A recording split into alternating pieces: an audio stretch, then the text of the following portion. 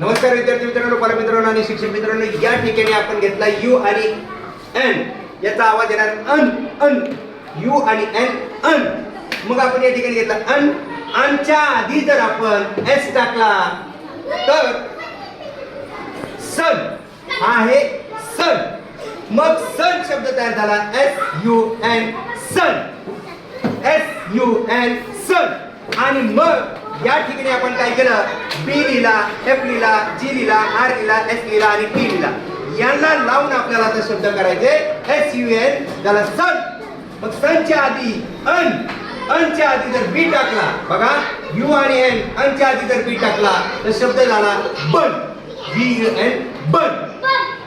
अनच्या आधी एफ टाकला शब्द झाला फन. अनच्या आधी जी टाकला शब्द झाला गन. अनच्या आधी आ टाकला शब्द झाला रन. अनच्या आधी टी टाकला शब्द झाला टन. डी, आता डी घेऊन शब्द बनवला डन.